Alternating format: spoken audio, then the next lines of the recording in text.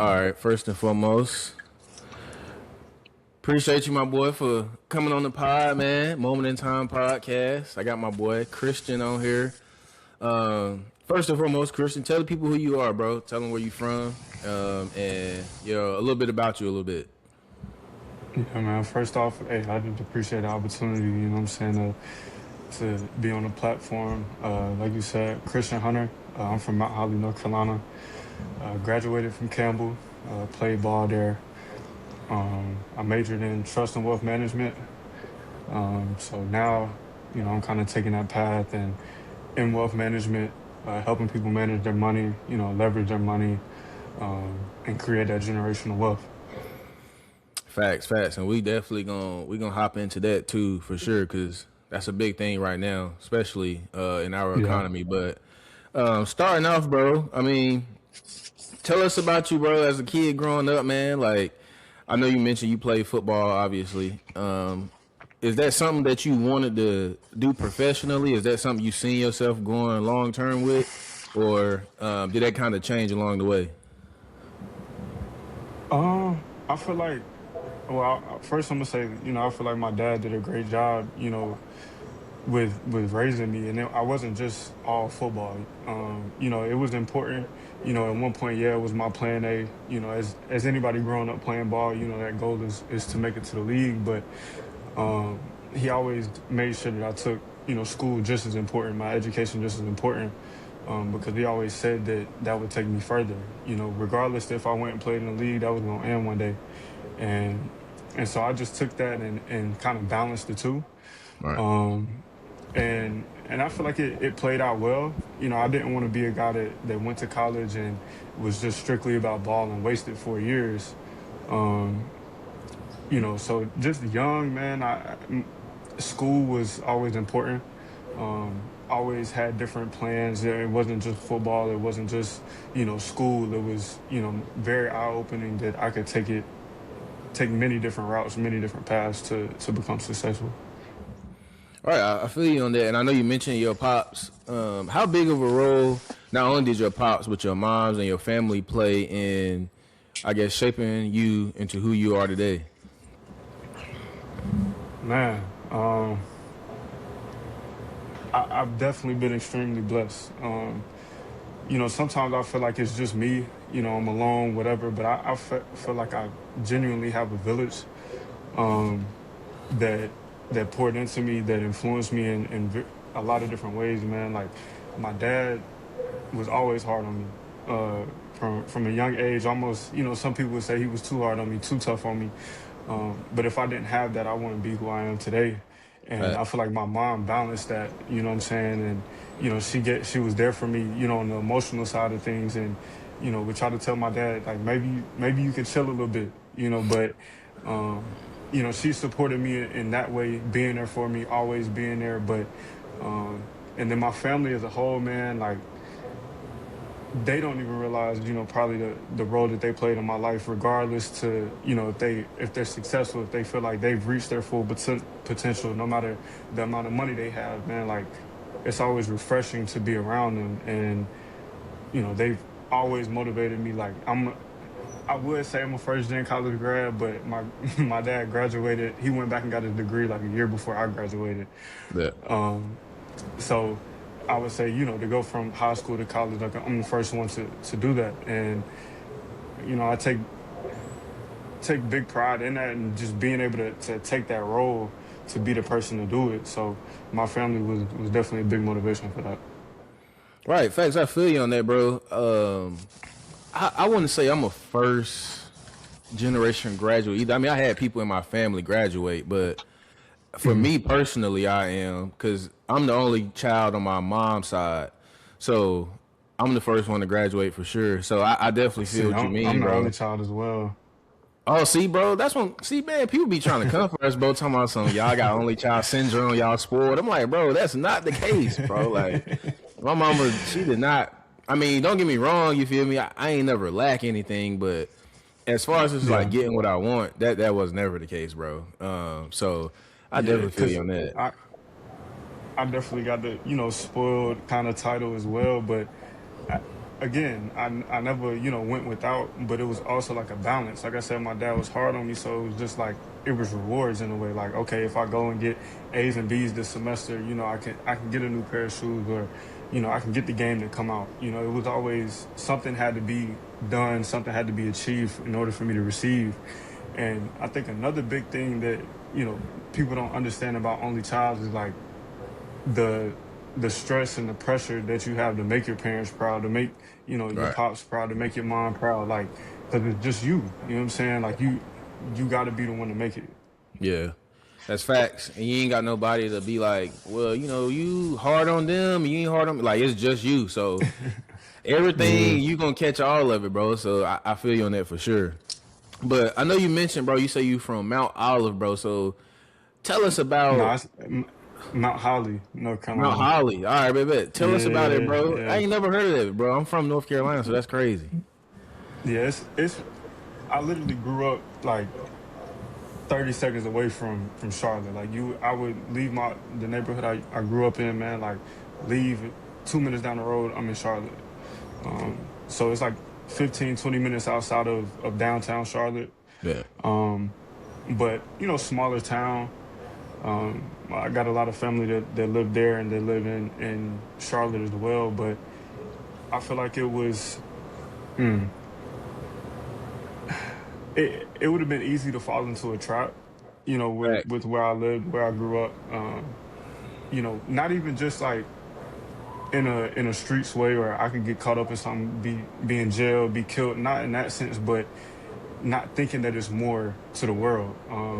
And that's another thing I feel like my parents did good is they exposed me to different things. We would go look at bigger houses. Sometimes like, the ones that are being built and nobody's moved in yet. Like we would we would go and go in the houses if that's lifting up a garage or whatever. Yeah. Um, but just being able to see that and be like, okay, it's more to life. It's more out here.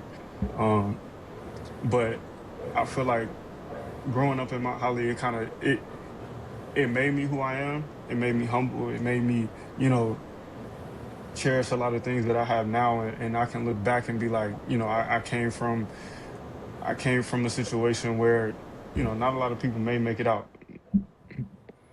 That's true. I know. I was just about to go into that and ask you, bro. Like being that close to Charlotte, obviously, you know everything that's going on in the city.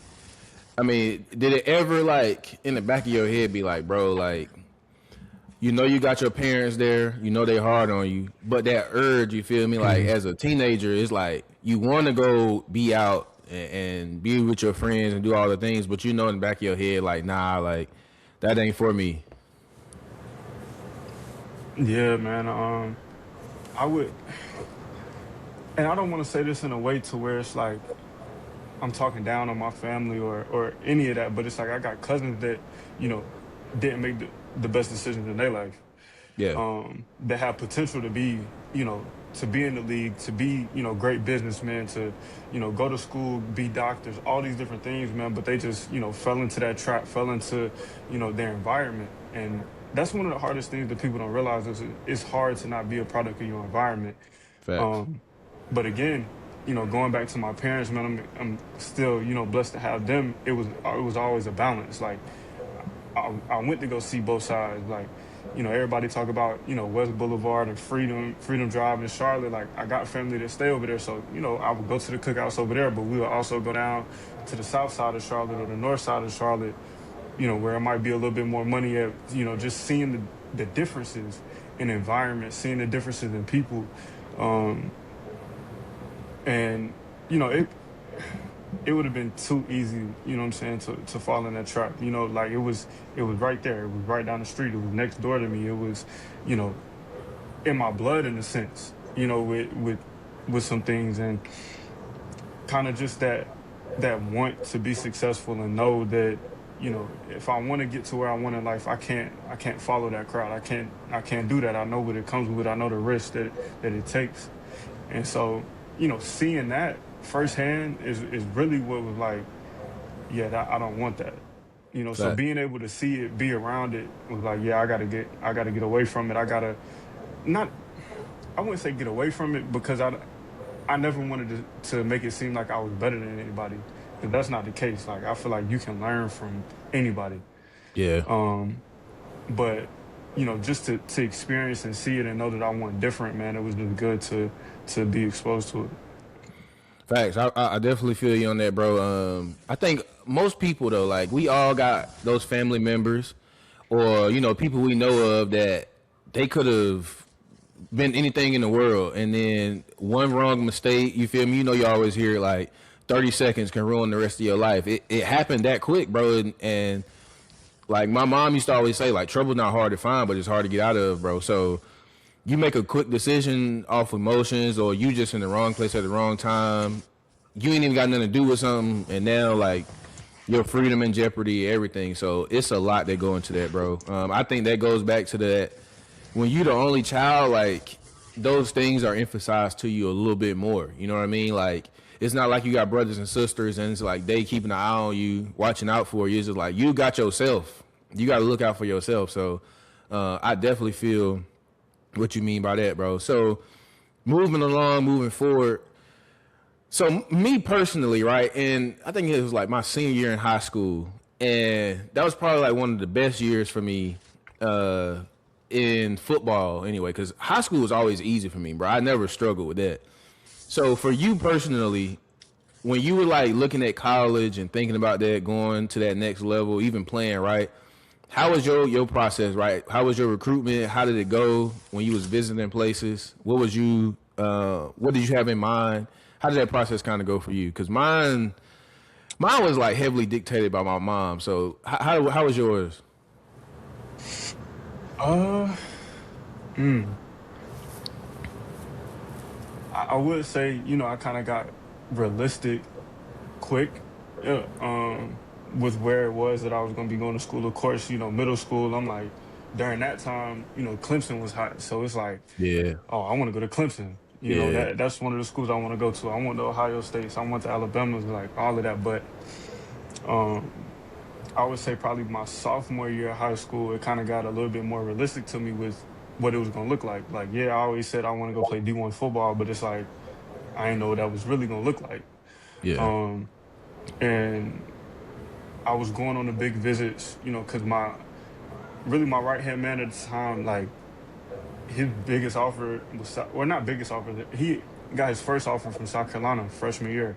High school, Right. just somebody that I was basically, grew up with from diapers, you know what I'm saying? So seeing that, and it's like, okay, it's possible, it's achievable.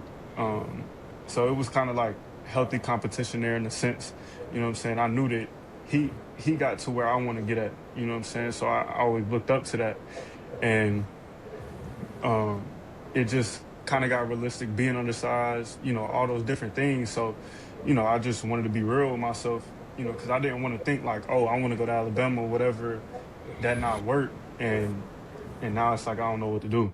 Yeah. Um, so, I started getting a few offers. My first offer was the end of my junior year, from Toledo.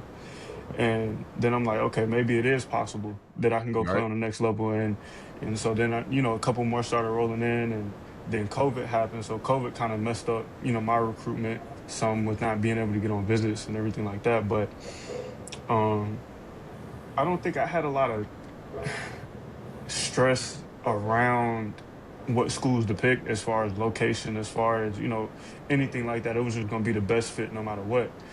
Um, because I knew my parents, like, they wasn't gonna say like, oh, you need to, stay around the corner, you need to stay here, you need to do Yeah. this, do that. They was gonna be there regardless. So um, I think I kind of made the decision based on, yeah, location. At the time, Campbell was a better, opportunity for me. And it's crazy because Princeton called me the day before signing day, and Man. and said that they had a spot, and it's just like I felt like that was too much of a stressful decision for me to make, Yeah. and I didn't know what to do. So I stayed with going to Campbell, but uh, I would say I got realistic with myself very early, and I think that saved me from a lot. I think in general, not even just picking a school, or just with sports, I think being realistic with yourself, can really dictate how you turn out. That's facts. So similar story to yours. Obviously, for me at that time, I was like, Clemson was jumping at that time, and then I think I got realistic probably like my junior year because I thought I had a good year or whatever. Because I initially was a corner, like I was skinny, super small, but I had length or whatever. So Hmm. I think one of my first offers was like from a HBCU, and at that time I didn't really know anything about historical black universities or anything like that, which is crazy, right? Because I ain't never really nobody ever told me about them, so I was always focused on like the Hmm. powerhouses and stuff like that. And then as time went on, I think I like went to Campbell one time, took like a visit because I hadn't got offered from there, and then I was just like talking to Butter at the time, Coach Buttersworth, and I was like, bro, I think I want to walk on here, like a true walk on. And he was like, you sure you want to do that? Because like you got to put in the work. And I was just like, yeah. So I went back home, thought about it a little bit. So I just walked on. It was like a true walk on, and it was like one of those things where do you really got it? Because you're gonna find out real quick. And I found out real quick, like even from meeting Striff and all that, like being in the weight Yeah. room, seeing how they work out, I was like, oh boy, like they really getting it in. So, but all the guys at the time welcomed me in, like Dorian. We had Slade at the time. I don't know if you got to meet Slade, but Slade at the Nah, the time. slave was there my freshman year. Okay, bet. So you got to meet him. Like all the guys, bro. Like after that, I was like, yeah, this was where I want to be. So that's kind of how that worked out. And then that's when the young boys, you and all Mike and all y'all came. But I was just thinking about it the other day. I'm like, bro, we had some guys on the team. Like Mint knew what he was looking for. You feel me? He was always Hmm. cool. Like I felt like he treated, you know, the last guy on the roster like he did the top guy on the roster. You feel me? He see you walking in the hallway, he gonna speak to you, crack a joke with you.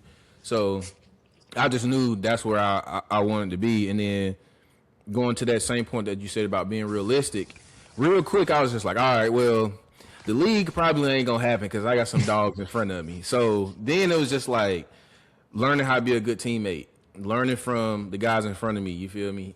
Seeing the work they put in, the preparation they put in. So that all played a big role in it for me, bro. But getting to now we at Campbell. Now you in college. You feel me? One, what did that feel like? Did it hit you like, bro? I'm in college. You feel me? Because like with football, you kind of get there earlier than everybody else when ain't nobody really on campus for real. But like that first day on camp, where it's like everybody back, did it hit you like, man, I'm in college now? Yeah, I mean, it was just. I think it hit me even before classes started and everything like that. It was just like workouts because it's like when you first get there, like you gonna want to try to fall in love with the process as much as you can. Like you Yeah, get in the ice tub every day. You you know what I'm yeah, saying? Like yeah. you doing what you feel like is what you're supposed to be doing as a college athlete. You know what I'm saying? And um, so just taking that in and doing everything that way, it was crazy. You know what I'm saying? And it was a great experience, a great feeling to just be there and feel like, all right, like I made it to where I want to be at, up until this point. Um, Even with Campbell being a smaller school, and like, sometimes I go back and forth with saying like, oh, it just feel like a big high school for real. But Yeah, at the bro. end of the day, like it's at the end of the day, it's college, and you're an adult. You know what I'm saying? You there, it's just you. You know what I'm saying? That was my first bit of like, okay, like you growing up for real. I would Yeah, say that was the biggest feeling once my parents left and everything like that. It's like, all right, like you really got can decide what you want to do. Like it's facts, if you bro. want to come back home at 4 o'clock in the morning, like then that's that. I mean, like my freshman year, we was all kicking it in you, RJ, Yeah, Ease, Samari room to 3 o'clock in the morning. We got 6 a.m. run in the morning. Like, you know what I'm yeah, saying? bro. So being able to do that is getting that freedom is a good feeling. Bro, it is a good feeling, bro. I'm glad you brought that up, bro, because we had some times, bro. Like I remember, bro. I used to always say, bro, like the young boys is always in my room. Like y'all in my room before I get to my room. Like you, Mike,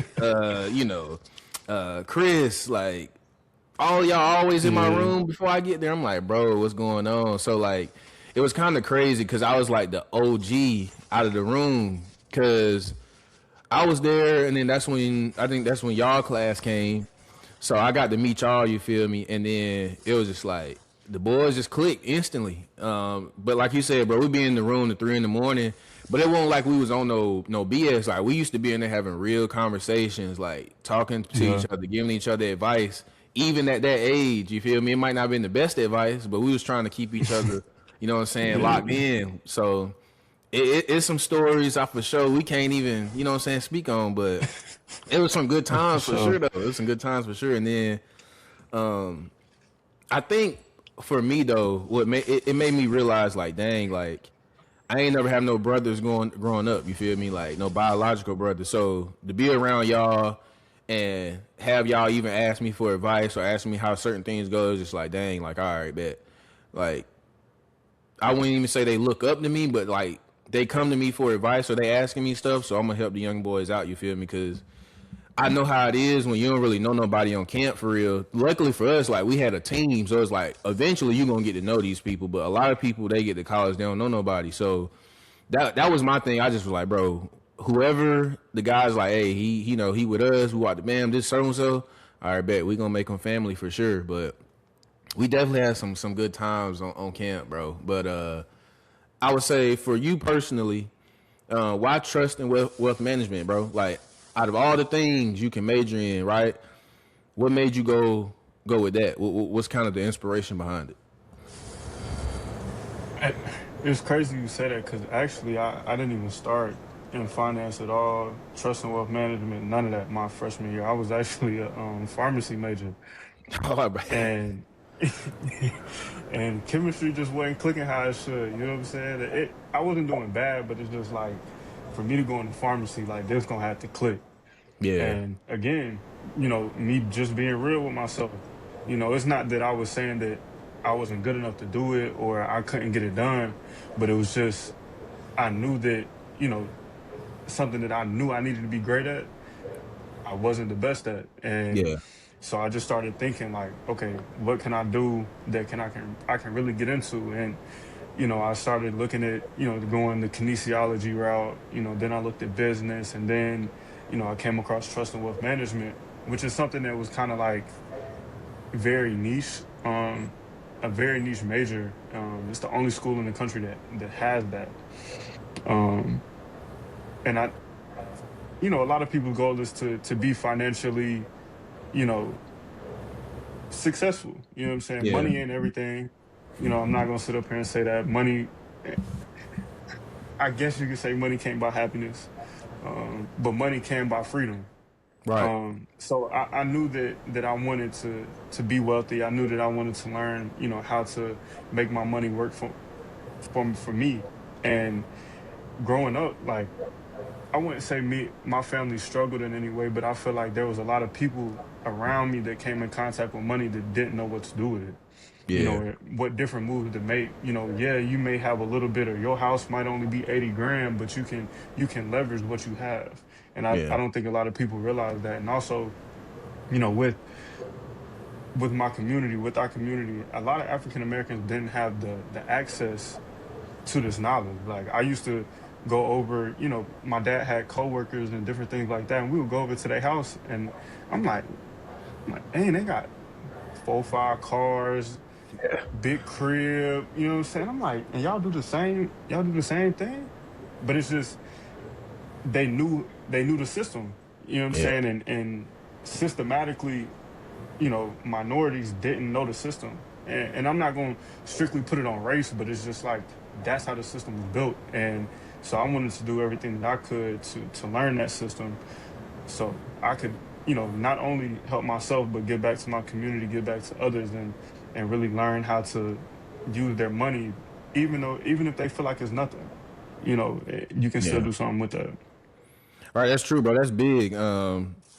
I think that's something you see more and more today. People talking about investing, trading, all that, bro. Real estate is a really big one. Because I know a lot of people, especially in our community, bro. You hear them talk and they just like, well, that's stocks, that's fake. You know what I'm saying? That's not real. Or trading, day trading, that's not a real thing, and they skeptical about it. So I think having people like you that look like them, being able to teach them and show them like, bro, this is real. You can real life make money off of it is key. And I think also a big thing is all of it's not a quick game. You feel me? Like I think in our community, bro, the big thing is how much can I make and how fast, right? And if you when you start telling people like, nah, like this is a long game, like this is something you can invest in 10 years, 20 years down the line, it'll pay off. They don't want to hear that, right? Because we in a Yeah. such a fast paced world, they want it right then, right now, bro. So I think that's a big thing that hinders our community, and we all been victim of it, bro. Like I just think back to college, like the college refund checks or all of that, because this was before NIL, right? We ain't have none of that. This is probably NIL probably came. I want to say like right when I graduated or right when we left, but it's like at Campbell ain't nobody getting no $1 million, $2 million deals, bro. That ain't Yeah. happening. So we living off refund checks and all that, and I remember just like blowing them. Like before you go to practice, Going you see like that this, bro. email, right, bro? Like you before practice, you see the Yeah. email, you like, bet, let's go ahead and get practice over with, so we can go ahead and hit the mall. Like you go blow But it, blowing it, straight to bro. Like Crabtree. you feel me? Like blowing Straight to it, like Crabtree. throwing fun. Like you, hey, I'm throwing the function tonight. Just tell everybody come through. Like just doing the craziest stuff, and then you think back, like man, like I really touched 5 grand and I blew it in a weekend. And it's like you Yeah. think because you young, it's like it don't matter. But then once you get older, bro, you realize. So that's big, bro. That's big. And for you personally, obviously you graduated, so you know what you're doing. You got you in your career field now. I guess not giving people too much of the game, but what is one thing that most people don't know or realize that they can do to kind of help them take a step into the right direction to unlock that financial freedom that they're looking for? Uh, I would say right now, man, like the biggest thing would be to have different accounts. You know, a lot of people just have a checking account that they just use, or a savings account, and that's it.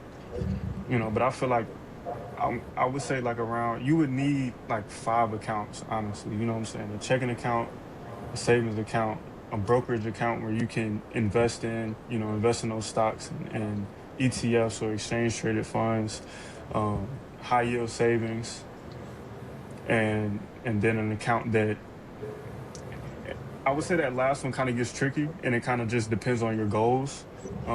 It could be, a Roth IRA, which is a retirement account. It depends on all of that, but I think that's the foundation of everything, and that's something that I learned, 6 months after getting into my job. This is something that I newly, came across, and it's helped me tremendously because it divides my money up, and I pay myself first. And what I mean by that is, I invest first, I save first, and then I'll spend, and pay the different bills that I have. Um, but like you said, going back to that quick game, it's like a lot of people just try to pop it. You know what I'm saying? They get their Yeah. money, they try to pop it, they try to flaunt it, and a lot of that goes to social media. And a lot of the people you see having at 20, 21, 30 is not going to be having at 35, 40 if they don't play their cards right. It's really about longevity. It's about the long game. Um, and so like how you do that is those investment accounts. You can be as conservative as you want to be, as safe as you want to be with investments, and you can still get a 10% return on your money every year by not doing anything. That's Right. free money. Um, so I would say the biggest thing, and again, I keep saying being realistic is exactly that. Be realistic with your money. Don't shy away from it. make it part of your routine. Make it something that's apparent to your life, whatever that is. If you hit the gym all the time, if you're religious and you set time to pray, you set time to read the Bible, you take time for your family, you take time for your friends, even if you're doing stuff that you shouldn't be doing. If you going out drinking every day, you know what I'm saying? You can take time out in your routine to focus on your money, to figure out where it's going. That's the biggest thing, man. Like, I'm sure you can attest to this. Like, you may go have a good weekend, man. Like, good weekend. You don't check that account all weekend. You get the Monday and be like, dang, like, or you might be in a moment and be like, yeah, I don't even want to check my account right now. Yeah, You know, bro.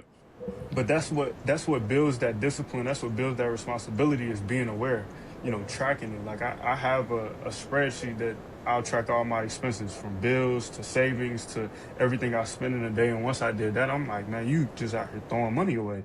Yeah. Like, you spending money on things you shouldn't be. So I just got realistic with it and got disciplined, and I'm still working on it every single day. But I've built that foundation, and having those different accounts is what helped build that foundation, and kickstart, me taking that financial literacy, kind of route, and building my own wealth. Hey, that's free game that people don't even realize, bro. Yeah. Especially the high yield savings account, bro. That right there. A lot of people don't even realize, right? Hmm. If you start off with that right there can help you a lot, right? And like you said, long term, right? Thinking long term, you get 35, 40. A lot of people like, I want to retire early, but you're not taking the steps to make sure you can retire early, or you have the choice.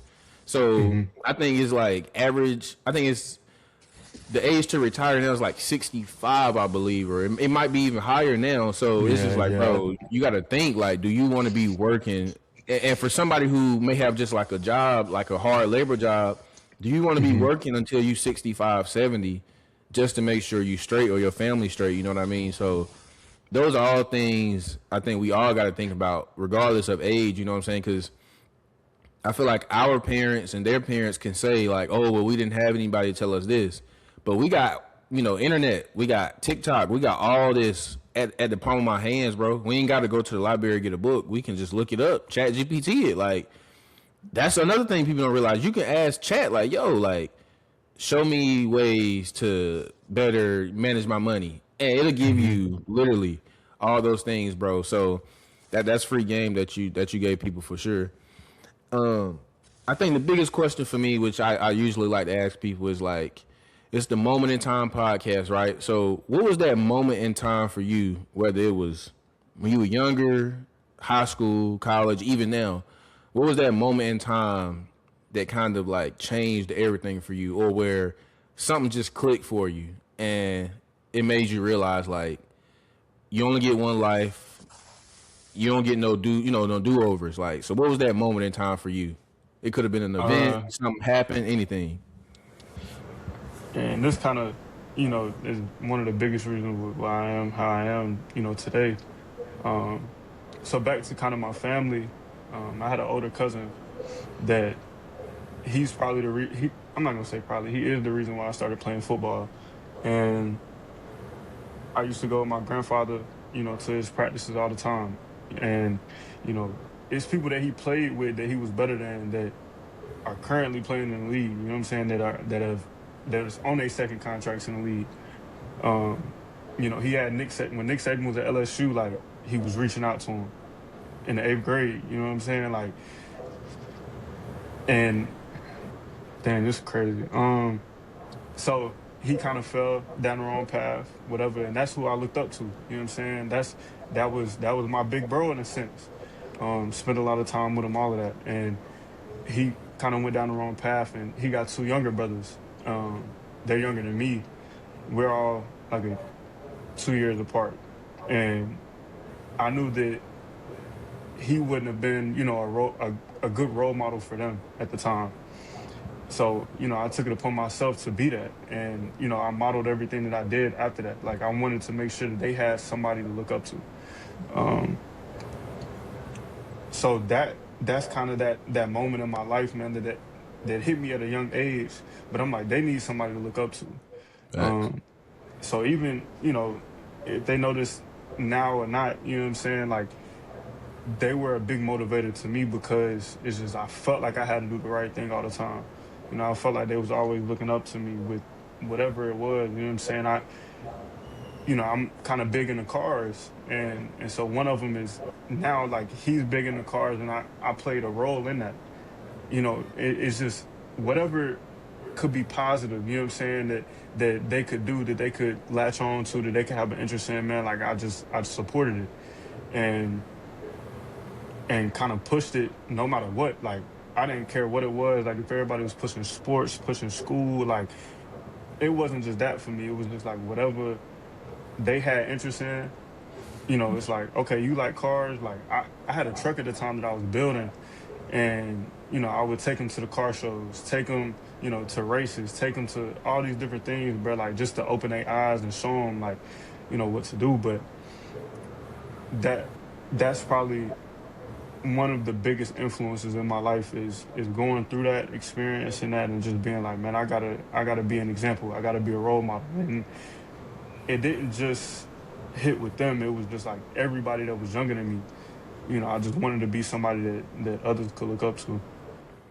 That's real, bro. That's real. And I always say somebody's always watching you, bro, whether it's good or it's bad. So I think you being that role model for them, or you just taking the right steps or doing the right things for them, is going to be instrumental in them growing up. You feel me? Because then they're going to be able to know what to do, what not to do, be able to pick up game from you. So that's big, bro. That's big. That's a big moment in time. We love to hear that. Obviously, we can't control everything in life or what happens, but how we respond to it is the biggest thing, bro. So that's big for sure. But I guess moving away from that, getting more into like, some of the more fun or I guess comical stuff for you, man. I guess what is the craziest story you have from college or funniest story you have with the guys, bro, that you can share? Man,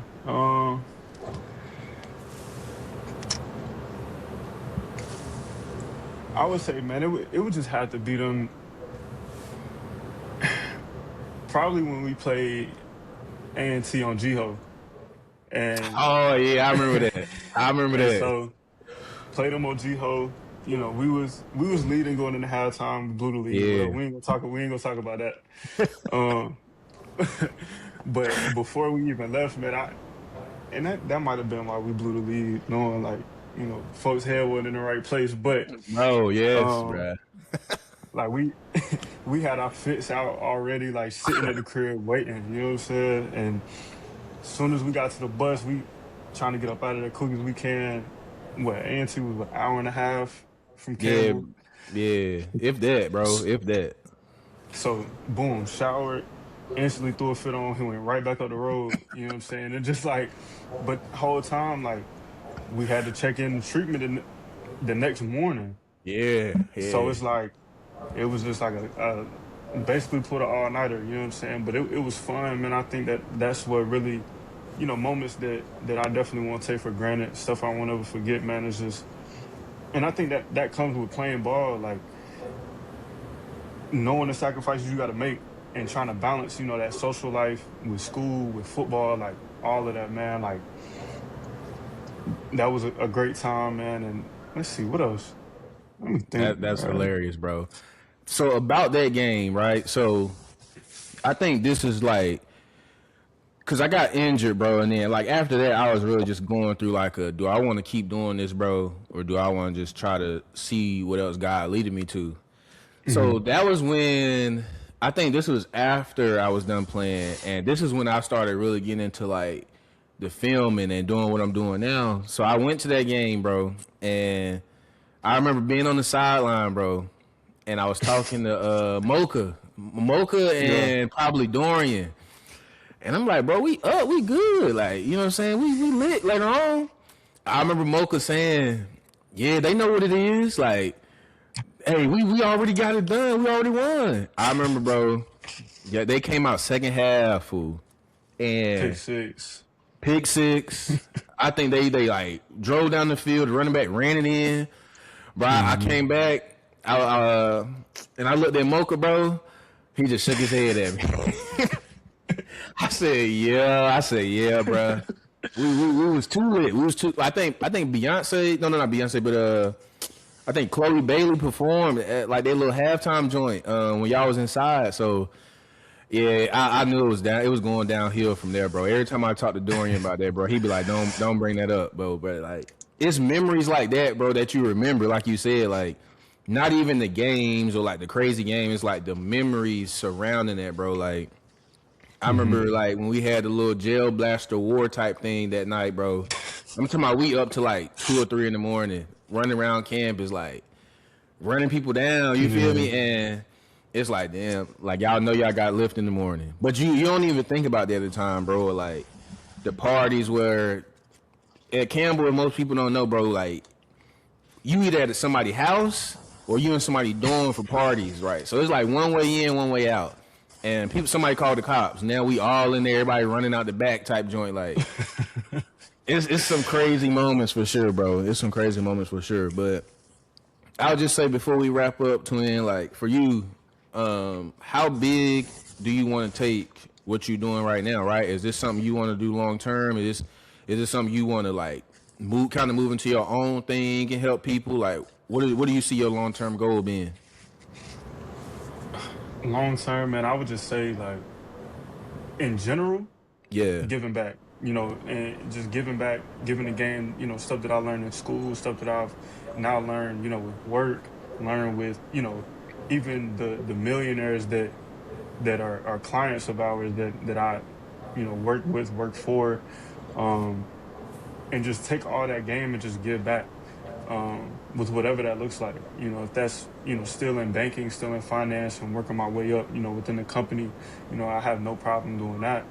But even if God has another plan for me, like I'm ready for that too. But I think just overall, I just want to give back and put people on the game that they might not even realize is there, you know, doors that they don't realize is there that could be open for them in many different ways, man. Like, and help people realize that they have more than they think. You know what I'm saying? Like facts. even if you don't have a million, if you don't have a house right now, if you don't have this, you don't have that, man, it's still an opportunity. Um, and to another big thing is legacy. I think that's something that fuels me every single day is to be able to pass something down to my kids, down to my family, like because we're not gonna be here forever. You know what I'm saying? So it's like Right. you going through all this while you're here on the earth, and once you gone, like that's it. You don't have no lasting impact. So I want to help people get to a place where they can have that lasting impact and have something to pass down, even if it's just a small amount of money or just a small house or whatever the case is. Just have something to give back to their kids so they can have a head start. So That's real, bro. That's real. And giving back is big, bro. That's all we can do. You feel me? And that's something I want to do. I want to help kids do, and I feel like I've been doing. You know what I'm saying? I have people reach out to me and ask me about certain things. I'm like, for sure. I'm gonna help no matter what, bro. Because I ain't have that. I ain't had nobody I could ask that to. So to be able to have people where I'm from say they know I went to college, they know I did this, and they want to ask for help, that's big. One last thing for me, man, for the younger generation or people around our age, what would be one thing you would tell them, right? Whether it's life, advice, what is something you would tell them right now? uh, I would say focus on the 1%. And what I mean by that is like every day choose to get better, even if that's a small portion of whatever it is. Like choose to get better. If you get 1% better every single day, like you're gonna be what almost 38% of a better person or whatever that is, man. Like if that's with your finances, if that's with school, if that's with your sport, whatever your craft is, whatever your purpose is, like get 1% better at that every single day, and you'll see those changes, you'll see the growth, and just stay consistent in that. Bet. Appreciate it, bro. Appreciate you for coming on the pod with me, chatting it up with me a little bit, man. I For know sure. we ain't chopped it up in a hot minute. I'm gonna try to make my way up to where you at, you know what I'm saying, real soon, bro. We'll link Hey, up, do all just hit that, me. bro. Hit me. For sure, bro. But I appreciate it, man. Once again, Christian Hunter, Moment in Time Podcast. Appreciate you, bro. Make sure you stay up. If you ever need anything, let me know. And just reach out. For sure, man. I go both ways, bro. I appreciate you. Appreciate it, bro. For sure. All right.